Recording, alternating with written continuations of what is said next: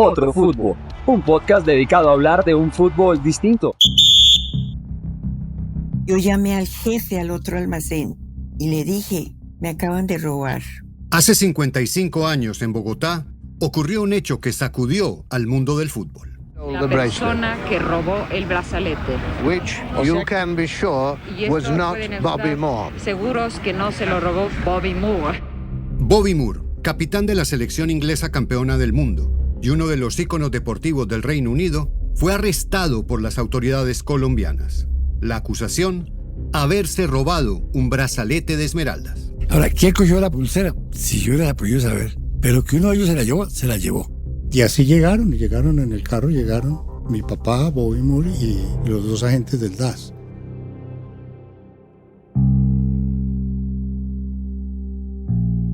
Soy Félix de Bedut, periodista y fanático apasionado del fútbol.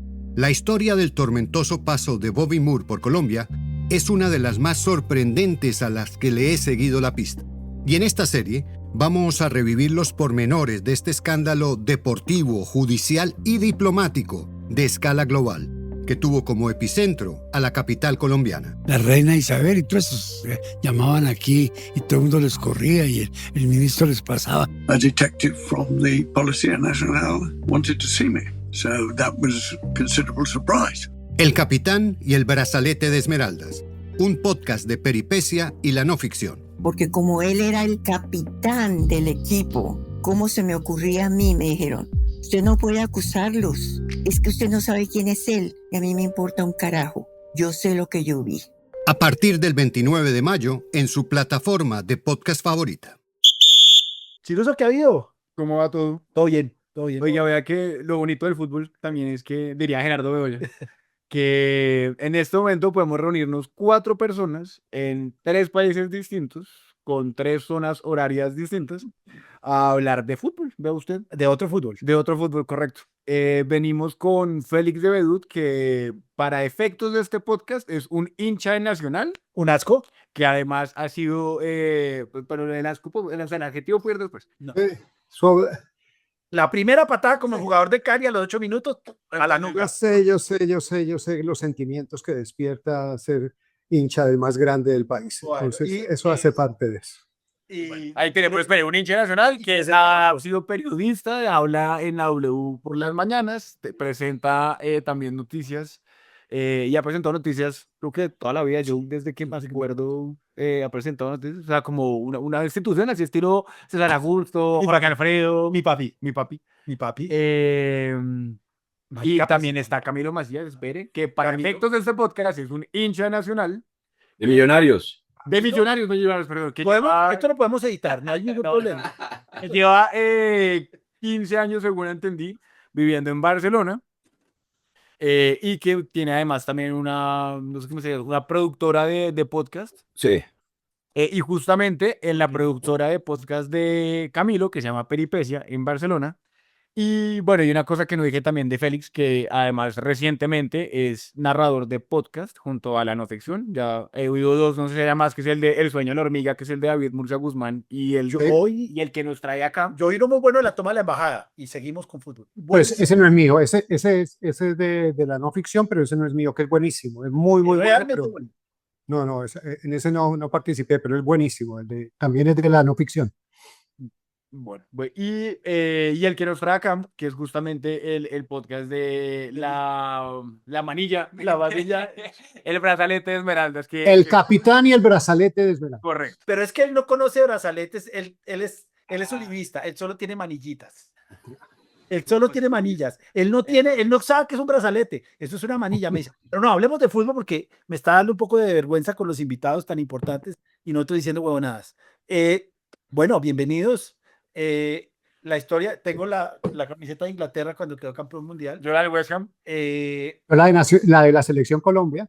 Bien válido. Ese equipo todavía los alemanes todavía se quejan del gol fantasma del 66, que yo creo que eso ya no se va a resolver nunca porque la cámara no es muy buena. No. Es un tiro que pega en el palo, no me acuerdo quién le pegó. Y parece que entra, pero antes hay una más divertida todavía, y es cuando se inventan las tarjetas, es cuando Ratín, Claro. el 8 argentino, creo que era 8, no me acuerdo, putea a todo el mundo y lo echan y dice, es que no les entiendo. Y coge la banderina, el banderín del tiro de esquina y los calificaron de bestias. Casi que en las enaguas de la reina Isabel. Argentino durísimo. Y se sienta en las enaguas de la reina Isabel, bravísimo. Y yo creo que eso es de las imágenes del Mundial, cuando muelen a palos a Pelé y hay un partido de Inglaterra con Portugal que a Eusebio no lo mataron porque mi Dios es muy grande. Ese fue un Mundial muy interesante y Inglaterra era un buen equipo. Es que yo iba a arrancar con eso y pregunto antes. Normalmente cuando llega un equipo que es defensor del título al Mundial, pues son 4 años después, puede que haya cambiado bastante la nómina, pero sí está entre los favoritos siempre. Es un buen equipo. ¿Esa Inglaterra sí estaba entre los favoritos para llegar al Mundial del 70? Claro, yo creo que era el favorito y Camilo lo tiene en la investigación que hizo, incluso lo que decían que en ese mundo de apuestas que ya existía en ese momento, Camilo, tú tienes esa cifra, ¿no? Sí, así es. O sea, Inglaterra en ese momento era la gran favorita. Todas las casas de apuestas la daban como la favorita para retener el título en México. Y bueno, ese favoritismo empieza a torcerse un poco en Bogotá cuando ocurre el famoso caso del brazalete de Bobby Moore, que es de lo que vamos a hablar hoy. Esa Inglaterra tenía 3 o 4 jugadores muy buenos. El arquero, Gordon Banks, que tiene el Mundial. Tenía la mejor atajada de la historia, yo creo que hasta la del Dibu. La famosa atajada en el Mundial del 70, el cabezazo a Pelea, que le pega abajo y la saca impresionante. En el palo. Y tenía un yo creo que hasta la del Dibu, hasta que llegue la del Dibu, que para mí es la más importante de la historia, la mejor y la más importante por lo que significó. Esa era la mejor atajada de los mundiales, Y había un 5 que tenía cara de delincuente y que yo creo que era delincuente, que era Stiles, que no era mueco. Hay un quarterback, hay un linebacker de fútbol americano que es igual, era mueco, y lo que decían los que jugaban era que apestaba, que el tipo no se bañaba nunca y pegaba. Gerardo Bedoya ya era un niño de brazos al lado de Stiles y pegaba muchísimo. Tenía a los dos Moore y tenía a los dos Charlton, perdón. Tenía un buen equipo, pero para mí el Inglaterra del 66 es Stiles, que además juega con Manchester United y también mole a palos a que se le pase por delante. Yo sé que Stiles en el vuelo de Bogotá a México, o sea, con Bobby Moore ya detenido en Bogotá. Cuando llega al aeropuerto de Ciudad de México, los periodistas lo ven que se baja completamente borracho del avión, y el primer titular de la prensa mexicana de recibimiento al equipo inglés es borrachos y ladrones. Stiles, que se baja completamente borracho del avión, y Bobby Moore ya detenido en Bogotá. ¿Cómo no metimos eso? Yo llamé al jefe al otro almacén y le dije, me acaban de robar. En toda esta investigación que hemos hecho para contar la historia de Bobby Moore, siempre, digamos, se dice que había una gran conspiración latinoamericana para que Inglaterra no ganara el Mundial en México. Y otra de las conspiraciones que supuestamente ocurrieron es que Banks no puede atajar el último partido porque se intoxica, y lo que dicen es que lo habían envenenado para que no atajara en el partido en el que Inglaterra queda fuera del Mundial en México. O sea que las teorías de la conspiración en ese Mundial están por todos lados. Ese grupo era duro porque era, a ver si me acuerdo, no preparé nada, Brasil, sí, Inglaterra, sí, Checoslovaquia, y me falta uno. Pero eso acá se lo tengo, mire, porque acá yo tengo el álbum del 70. Este es el álbum del 70, sí, 70. Y tengo el del 66 también. Yo tengo los mundiales desde 1966, todos los álbumes de los mundiales. Entonces me voy acá, me voy a la cosa de grupos. Tengo Inglaterra, ¿dónde está? Rumania, claro que sí. Era claro, Rumania. Sí. Rumania, que el primer partido de Inglaterra le gana 1-0. Después es Inglaterra, Brasil le gana 1-0 en un partidazo. Y el partido y el final es Inglaterra 1, Checoslovaquia 0. Checoslovaquia, sí. Oiga, eso me da pie para contar una anécdota. 66, por aquí. Eso me da pie para contar una anécdota del podcast, y es que cuando arrancamos con esta historia hace ya más de 1 año y medio, nosotros contactamos a la no ficción en Colombia, que yo creo que soy una de las productoras de podcast, digamos, más importantes que hay, no solo en Colombia, sino creo que en América Latina. y de una se sumaron a la historia, quisieron hacer este podcast con nosotros, y pensando en quién podía unirse como host, como narrador del podcast, desde el primer momento pensamos en Félix, que ya había trabajado con la no ficción antes, que ya había hecho el podcast de DMG, El sueño de la hormiga. Y en la primera reunión que tuvimos con Félix, la primera llamada que hicimos, y le contamos que el embajador británico, cuando ocurrió esto, lo primero que hace cuando la vendedora va a poner la demanda es decirle, mire, en este álbum del mundial que yo tengo acá, reconoce quiénes fueron, y ella señala a Bobby Moore y a Bobby Charlton. Pues Félix en esa primera reunión nos sacó su colección de álbumes Panini, en donde ahí está el álbum del 66. Entonces, obviamente... Acá están los dos, mira. Acá está, este es el del 66. Yo tengo la colección desde el 66. Este es del 70. Y acá está Moore, Bobby Moore. Esta es la del 66, porque yo no sé si el embajador le muestra el álbum del 66, que es este, o le muestra el del 70, que es este. No, yo creo que él le muestra el álbum del 66, que él ya lo tenía ahí, digamos. Ok, entonces y ella señala a Bobby Moore y a Bobby Charlton. Pero bueno, esto para ilustrar que, digamos, nadie más futbolero para contar esta historia que Félix.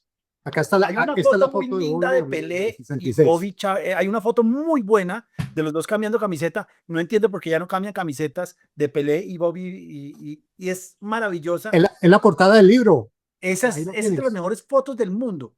Hay otra historia en el Mundial del 66 que creo que Andrés la estaba comentando antes, a propósito de intercambiar camisetas, y es que en el partido de Inglaterra-Argentina, Ramsey, que era el entrenador inglés y un gran personaje, y esa foto la pueden buscar en internet, impide que los jugadores ingleses intercambien camisetas con los argentinos, y dice, no intercambio camisetas con los animales, con estos animales, ¿no?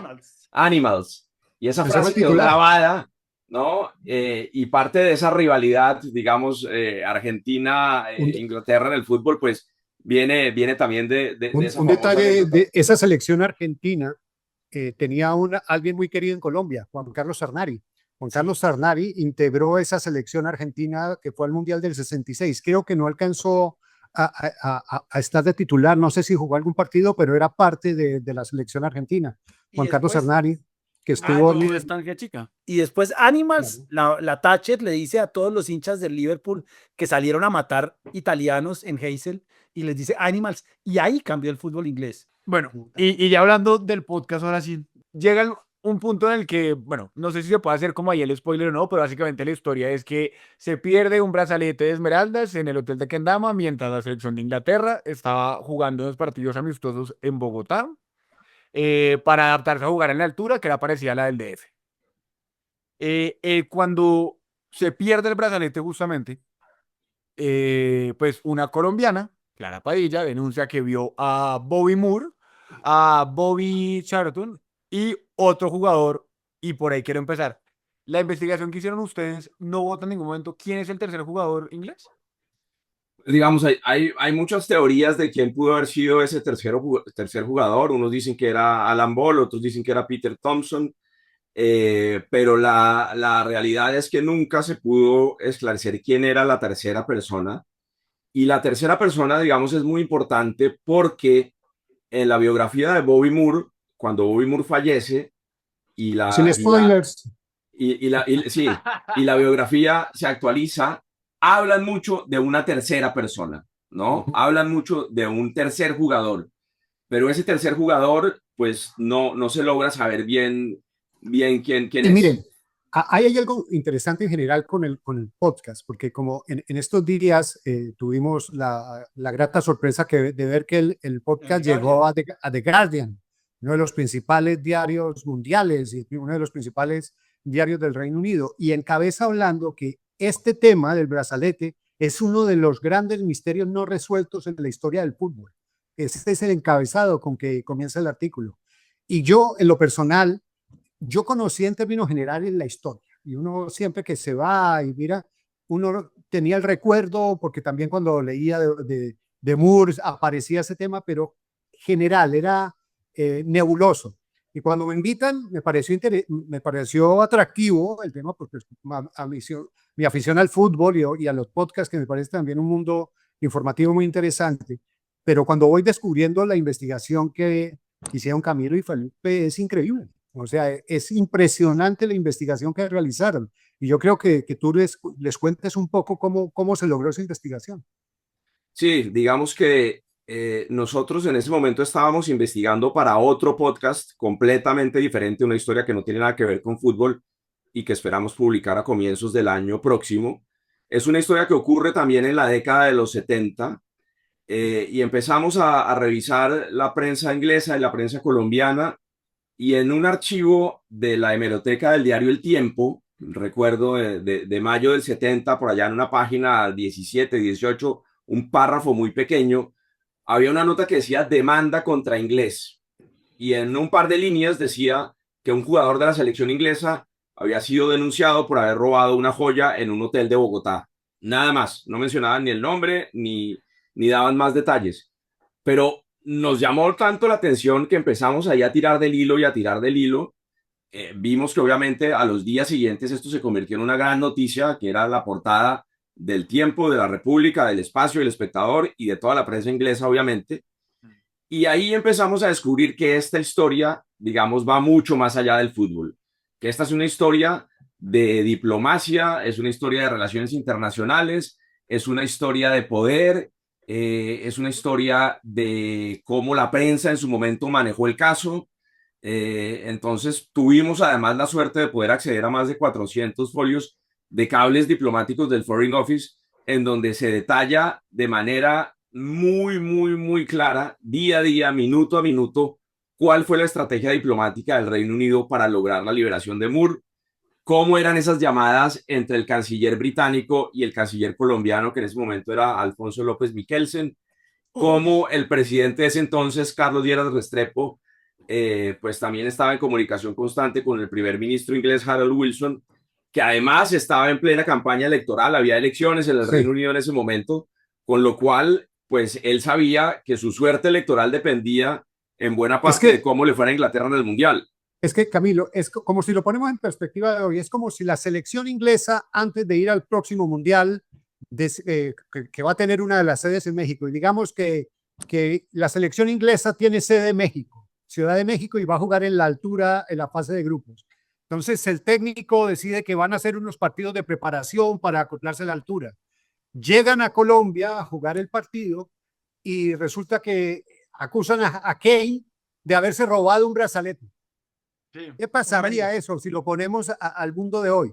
Que Kane llega y en un partido y una vendedora en una tienda dice, este señor se robó un brazalete. Esa era la dimensión de lo que pasaba en ese momento. Yo lo que iba a decir ahorita es justamente cómo creen que, o sea, hoy en día si uno lo aterriza, incluso creo que más grandes. Creo que Bobby Moore era una figura como Lionel Messi en este momento. No, pero sí era... Pues, o sea, era capitán de la Di selección María. campeona. No, era un Di María. Y Messi era Pelé. Fin. Pero igual era No, Cristiano Ronaldo. No, entiendo la comparación. O sea, es que te tienes que ir a esa época. Sí, claro. Los 30, eso, era el campeón del mundo, era el capitán de la selección campeona del mundo, era el que se consideraba el mejor defensa central del mundo.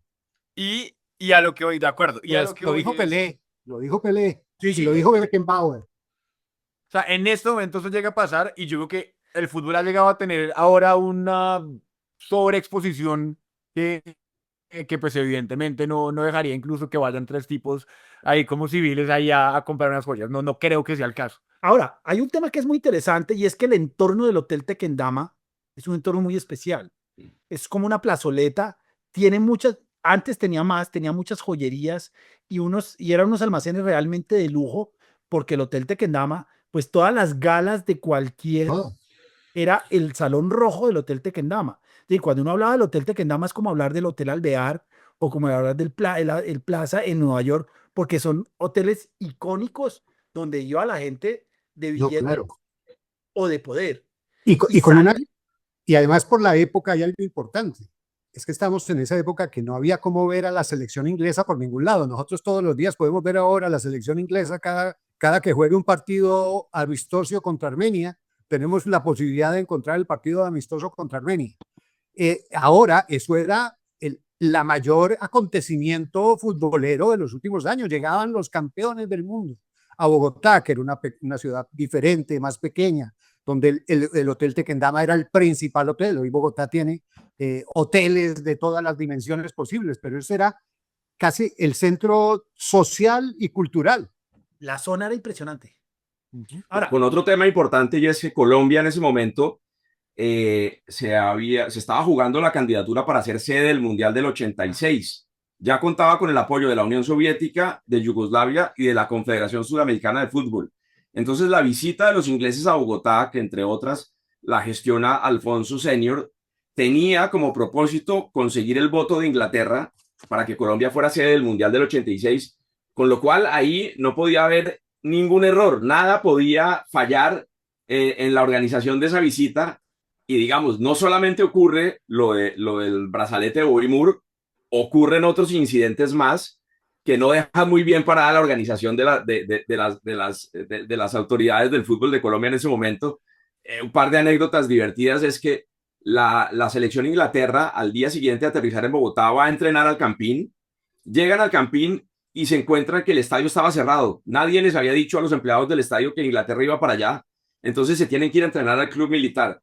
Al día siguiente, Millonarios les ofrece un almuerzo en su honor, y el menú que eligen para el almuerzo es ternera a la llanera. Al Ramsey era súper estricto con la dieta de sus jugadores, no le gusta el menú que eligen, y bueno, digamos... Oye, es que hay muchas cosas de estas muy particulares que yo no conocía. Yo más o menos, como digo, pues tengo esta pasión y más o menos allá tengo en la biblioteca mi sección toda dedicada a fútbol, allá atrás. Y, por ejemplo, Gatorade juega un papel importante y era ya Gatorade se vuelve el uniforme blanco, porque la selección inglesa cambia el uniforme para ir a un país más cálido, entonces por eso cambian al uniforme blanco. En fin, una preparación muy detallada, muy de lo que podríamos decir de estos tiempos, y además también muy colonialista, porque por eso generan un rechazo muy grande en México, porque llegaron con excentricidades como llevar el bus, llevaron el propio bus a México para la delegación. En las investigaciones que se llevarán a cabo into the loss of the bracelet. Respecto a la pérdida del brazalete. Bueno, y ya hablamos de no votar el spoiler, pero entonces digamos que hay tres teorías. No, tírelos. No, espere. Para que la gente vaya y oiga el podcast de El Capitán y el Brazalete de Esmeraldas. De hecho, Camilo tiene atrás la portada, sí. ahí veo, ¿no? Atrás del podcast justamente. Y hay tres teorías. Una es lo que de hecho contaba creo que Félix ahorita, que es que todo era un complot, así estilo Bilardo, para que no jugara pues el capitán de la selección vigente campeona. Otro que en efecto que pues realmente algún jugador se la roba, que pues es la acusación de Clara Padilla. Y otro es que fue Clara Padilla. A mucha gente porque fue el seguro, que yo no creo que hubiera seguros en el 70 en Colombia. Claro, estoy seguro que no había seguros. Pero bueno, a lo que voy es que yo escribí una columna sobre eso, se las mandé de hecho. Y buenísima, sí, muy buena. En la columna, un tipo me comentó, que además no tiene nombre, un usuario de cambio, pero tiene nombre, y se llama Groucho Marx, es el usuario. Y comenta básicamente una historia vieja, mal contada, y que además no es así, porque Clara Padilla lo que terminó diciendo fue aceptando que ella lo había robado y que lo había usado como prenda para cobrar el seguro. Evidentemente en esa época no había seguros. Yo no creo que es un cuento, porque es que esa fue, yo viví mucho tiempo con la idea de que era una mentira también. Yo viví mucho tiempo, pero ahí las claves, de alguna manera, están en la investigación de Camilo, y es la conversación que se tiene con el biógrafo oficial de Bobby Moore, Camilo, y yo creo que eso es importante porque él no necesariamente dice que Bobby Moore fue, pero sí deja claro que sí se robaron el brazalete. Camilo. Sí, exacto. Y que Clara no fue, evidentemente. Sí, Jeff Powell, que es el biógrafo oficial de Bobby Moore, pero además uno de sus amigos más cercanos, o sea, tan cercano que fue el padrino de boda de Moore, y Moore el padrino de boda de Jeff Powell. Con él logramos intercambiarnos algunos correos durante este último año, De nuevo, porque siempre estaba la teoría de que esto había sido un complot y que a Bobby Moore le habían tendido una trampa en Colombia. Y hablando con él, lo que nos confirmó es que el robo sí existió, o sea que esta teoría del complot latinoamericano es mentira. O declara. O la teoría de que Clara se lo había robado, ¿no? Entonces nos confirma que sí hubo el robo y nos confirma además que Clara era completamente inocente. Clara Padilla, la vendedora de la joyería Fuego Verde, quien tuvo que irse de Colombia después de recibir cientos de amenazas, de cartas, de llamadas telefónicas que la acusaban de haberse inventado esta historia para perjudicar a Bobby Moore y a la selección inglesa. Entonces, pues logramos hablar con él, nos confirma la inocencia de Clara, y bueno, un poco de esto va el podcast, El Capitán y el Brazalete de Esmeraldas. Claro, incluso él hace un gesto que me parece muy noble de él, que le manda un mensaje que es de alguna manera diciendo, quiero que usted sepa que se sabe que usted no fue, que usted no tuvo responsabilidad. Y es tan interesante lo que descubre Camilo, porque no solo buscaron toda la información, sino que confrontaron las ediciones de los libros. Y una es la edición de esa biografía autorizada por Moore, antes de que se muera Moore, y otra diferente después de que se muere Moore. Y ahí está la clave, en ese cambio, de ese párrafo, está la clave para confirmar totalmente la inocencia de Clara, aunque el periodista no se compromete a que fue Moore, ni mucho menos, pero sí dejen claro que sí hubo. Pero sí se perdió el brazalete. Claro. Claro. ¿El brazalete apareció? No, el brazalete nunca apareció. Nunca apareció. Y bueno, y la otra pregunta. Bueno, acá tenemos un bueno para que se oiga el podcast de una vez. ¿Qué? Sí.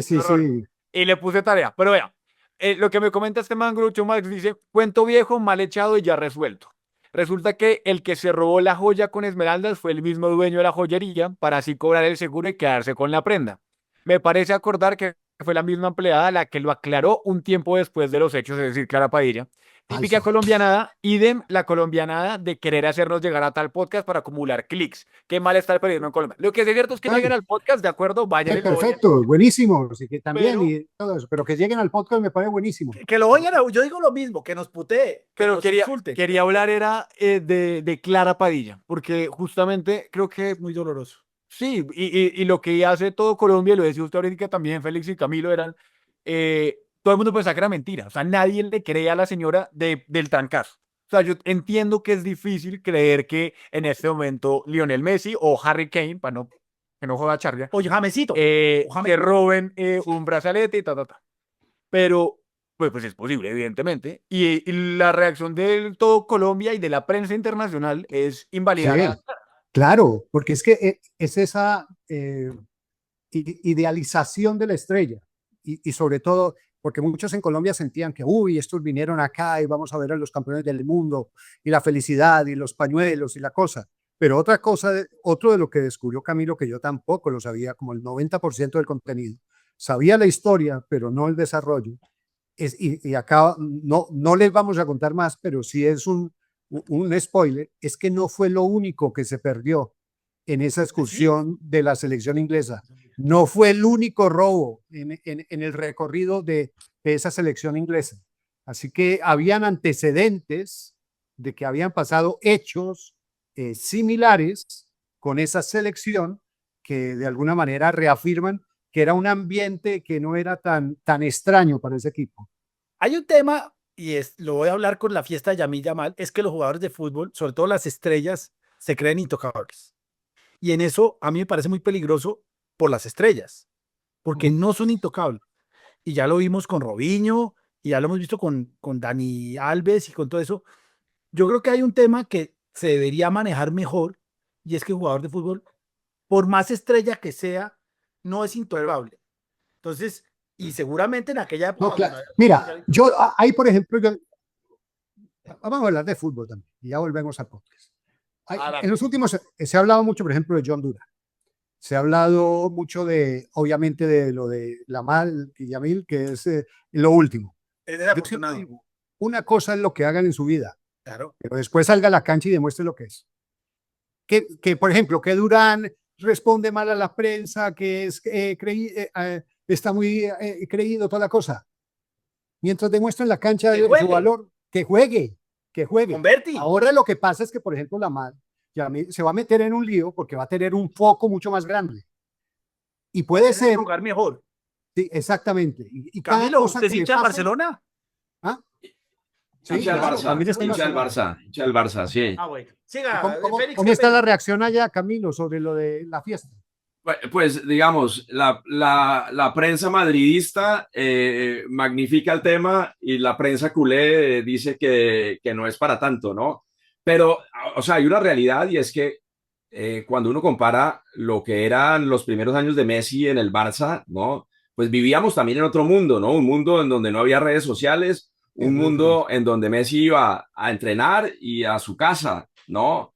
Entonces, la Masía, que es, digamos, la cantera de donde salen todos estos jóvenes jugadores del Barça, pues hoy tiene grandísimos jugadores, pero pues que son niños de 17, 18 años que están viviendo hoy en un mundo pues muy distinto al que vivía Messi cuando empezó en el Barça. Claro. Es que uno puede decir, a veces, pero ¿cómo sería uno a los 19 años con esa plata? 200 millones de dólares garantizados de ahí para adelante. La fiesta. Sobre todo que, mal que bien, no, o sea, a mí, y perdón, no me parece que haya hecho nada malo. De hecho, oía hoy que le hacían, de hecho, Félix, la corrección a la corresponsal, a Natalia, que hablaba de enanos y tocaba decir personas de talla baja, si no estoy mal. Sí. Con lo correcto decir personas de talla baja. Entonces, que uno contrate personas de talla baja, a los que contrataron ninguno se ha quejado. Los que se han quejado son el gremio. Hay un tema. La organización, que lo defiende. Los consideran mayores para pagar impuestos. Pero parece que para hacer fiestas no son tan... Claro. Así mayores. Claro, son mayores de edad para pagar impuestos. Y son adultos por una cantidad de cosas. Pero yo con esa plata, la fiesta lo hubiera hecho 10 veces más grande. Entonces, ahí hay un tema, y hablo de Moore y todos esos, es que no medimos que un tipo de 19 años tiene la plata que yo no voy a tener en mi vida nunca. En 3 vidas. Este tipo Bobby Moore y este tipo Yamil Yamal son muchachos muy jóvenes con la plata que los jóvenes hubiéramos querido tener toda la vida. Y no, claro, pero ahí viene otra cosa. Por ejemplo, la vida tal vez más estrambótica sería la de Maradona. Y Maradona fue lo que fue. Pero también una pregunta, y él lo decía, ¿cuántos años de fútbol se quitó Maradona? George Best es otro, ¿no? Bueno, también. La frase famosa de George Best, que es, en mi vida, la mitad de mi fortuna la desperdicié en mujeres, en fiestas y en alcohol, y la otra mitad la desperdicié, decía muy todos esos ejemplos. Sí, pero lo cierto, digamos, para volver al Barça un poco, lo cierto es que creo que vienen los próximos años, serán los años dorados del Barça si Lamine Yamal sigue en el nivel en el que ha jugado el último año. Ahí lo que tiene, además, es un mundo diferente de influencers y de redes sociales y de Instagram. Hay toda una cosa que es paralela al fútbol. Es jodida. Y es complicada. Que hay gente que la maneja muy bien. Cristiano, pues es el tipo que más seguidores tiene en el mundo y el tipo es un tipo disciplinado, organizado, de familia, toda la cosa. Cada quien hace cosas. Pero en ese sentido maneja ese mundo y nos vuelve otro. Neymar, también uno se pregunta, Neymar con un poquito más de disciplina hubiera sido otro nivel con lo que ya fue. Así que hay varios que caen en él, pero sí, siempre va a ser la discusión. En últimas, lo donde tienen que demostrar en la cancha. Al tema de Durán, a mí no me importa que Durán quiera tratar mal a la prensa. Carajo, si no le gusta la prensa y tal, demuéstrenlo en la cancha, papito, porque es allá. Porque pero en el último partido no pasa nada. Hablemos del Mundial del 70 porque al final lo que tocó a Inglaterra fue lo que pasó en Bogotá. Pero Inglaterra tenía un rival muy duro, tal vez 2 o 3, pero tenía a Alemania de Beckenbauer, que Beckenbauer acabó jugando el mejor partido de la historia, que fue Italia-Alemania. Con el brazo. Pero tenía Brasil, y había Brasil, estaba Alemania, estaba Italia, que era un buen Italia, estaba Pachetti, estaba allí arriba, y era un Albertosi, me acuerdo, y era un buen equipo, era un equipo importante que había, Inglaterra le daba, si no hubieran metido a Bobby Moore en algún problema, le daba para ganar ese mundial. Es que mira los resultados, es que perdió por muy poco, es que contra Brasil fue 1-0. Pero perdió. No, pero claro, pues claro que perdió pero contra ese Brasil, ¿cuánto perdió Italia a la final? O sea, y ese partido con Inglaterra, que te digo, ahí hubo varias oportunidades también de Inglaterra. Lo que pasa es que ver esos partidos también es interesante porque yo he hecho el ejercicio de ver, por ejemplo, es otra velocidad, es otro ritmo. Es otro fútbol. Es otro fútbol. Es otro fútbol. No, yo he visto, para los que estén interesados, busquen la final del 70, que es una final maravillosa, una de las mayores exhibiciones de fútbol de la selección de Brasil, pero miren la velocidad que se jugaba. Y en cambio, el cambio que hay desde el Mundial 70 al 74 es otro fútbol. Pero Inglaterra, ¿cómo venía? Sí, Inglaterra gana en el 66, después en la Eurocopa pierden semifinales, pero el equipo del 70, o sea, toda la prensa, no solamente la prensa inglesa, sino toda la prensa en ese momento los daba como uno de los grandes favoritos. Es que era un equipazo, y si uno ve de nuevo el partido Brasil-Inglaterra, ve que el nivel del equipo inglés era muy bueno. Pero ahora, cuando al principio, Andrés, hablabas del gol fantasma y que se especula mucho que desde ahí empieza la maldición de los ingleses que nunca más pudieron ganar un mundial, la maldición del gol fantasma, pues si a eso le sumamos la maldición del brazalete, pues entre maldición del gol fantasma y maldición del brazalete, creo que lo tendrán difícil para volver a ganar un mundial. No han vuelto a ganar, exacto. No han vuelto a ganar. Félix y Camilo, ya para ir cerrando, ustedes dos, no sé si han visto el cuento de Hernán Casiari, que es sobre Messi, que se llama la vida del hombre perro. Sí, sí. A Camilo me imagino que igual viviendo allá le tocó, ahí sí que vivir en Barcelona en la época del hombre perro. Uy, sí. Y ahorita, Félix también, pues usted vive en Miami ahorita, le toca ver a Messi allá. La pregunta es, no sé si lo han visto, si les ha tocado ya como que, porque además creo que lo comparten. Como dice Martín, es un distinto. Es un distinto, diría Fabián Vargas. Sí, no, es que, o sea, yo siempre he dicho, en mi plano personal, yo nunca digo cuál fue el mejor jugador de la historia del fútbol, porque me parece que yo tengo un Olimpo del fútbol. Yo tengo mi Olimpo del fútbol donde tengo... Tíralo. Me voy como cronológicamente, Di Stéfano, Pelé, Maradona, Messi. Ese es el que yo... Y Cruyff, y Johan Cruyff. Y también tengo la duda de Beckenbauer, porque me parece que Beckenbauer cambia porque yo los tengo por cosas, porque representan cosas para la historia del fútbol. Di Stéfano, ¿por qué? Porque Di Stéfano es el que da el paso adelante en el fútbol. Es el primer adelantado a lo que después era el fútbol total de Holanda, pero era el primero que hacía lo que no. La máquina era un equipo del famoso de River que hablábamos de posiciones fijas. Di Stéfano el primero que era capaz de irse hasta el arquero y salir con el balón y irse hasta el otro lado. Le agrega otro ritmo y velocidad al fútbol, Di Stéfano. Es tanto así que eso se lo reconoce Cruyff. Cruyff dice que el ejemplo que siguió fue Di Stéfano. Después viene Pelé, que es todo eso, pero me quedo ahí. Y Beckenbauer, que siempre lo tengo ahí también para, de pronto en esa escala, es porque es el que revoluciona el puesto de defensa central. Ahí puedo hablar de Camilo, porque es que Barcelona tiene 3 jugadores. Cruyff, Maradona y Messi. Es una ciudad privilegiada. A los bueno, cuando Casiari escribe ese cuento, Casiari vivía acá en Barcelona, ahora vive de nuevo en Argentina, pero Casiari escribe ese cuento, digamos, como en el momento glorioso de Messi en Barcelona. Vamos a mostrar algo de Barcelona, que tengo acá. Dele. Y ahora, digamos, para entender lo que es hoy Lamine Yamal, ¿no? Los últimos años, todos los barcelonistas añoraban el regreso de Messi, ¿no? Digamos, Messi se va del Barça y no hay ni un partido de despedida, ni un homenaje, nada, ¿no? Es una salida así un poco accidentada. Y todos los años los culés añoraban que Messi volviera. Pues con Lamine Yamal creo que ya han dejado de añorar a Messi y ahora saben que tienen a la nueva estrella acá en el Barça. Mira esta otra joyita que tengo. El álbum de... el ¿Qué fecha es? ¿Y qué dice ahí el álbum del Barça? ¿Qué fecha? El centenario del Barcelona. Ah. Eso es una edición especial que sacó el periódico de España. Es una cajita que incluso uno abre la cajita y canta el himno. Estamos en mi casa. A ver dónde lo encuentro, que era el equipo ideal hasta el centenario.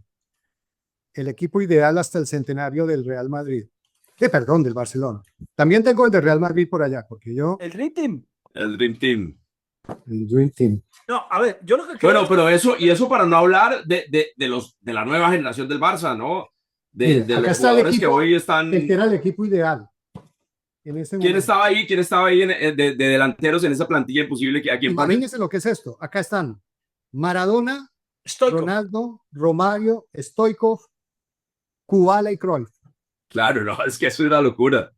Y en esto acá todavía no aparece Messi, ni Xavi, ni Iniesta. Imagínense lo que es en ese sentido. Pero acá el recorrido, obviamente está Kubala, entonces la plantilla imposible. De técnico tenía a Cruyff. A Cruyff. Nacido en 1941, Moore se ganó el respeto y la admiración no solo de sus compañeros, sino también de sus rivales. Figuras como Pelé y Franz Beckenbauer lo describieron como el mejor defensa central en la historia del fútbol. muchas gracias. Ojalá oigan el podcast de Camilo, es mucho mejor. Ojalá no oigan el podcast. Sí, oigan. Arranque por usted, lo tiene que oír usted. Muchas gracias, Camilo, por aguantarnos, porque decimos barbaridades y decimos pendejadas. Esto es otro fútbol. Yo tengo que invitar a Félix porque lo quiero invitar a un mano a mano Millonarios Nacional, que va a ganar él, yo sé, pero no me importa. Pero esto es otro fútbol. Hay que hablar de brazaletes de diamantes, de esmeraldas, ¿era de diamantes? De esmeraldas y tenía diamantes. De esmeraldas. Hay que hablar de esmeraldas y tenía diamantes.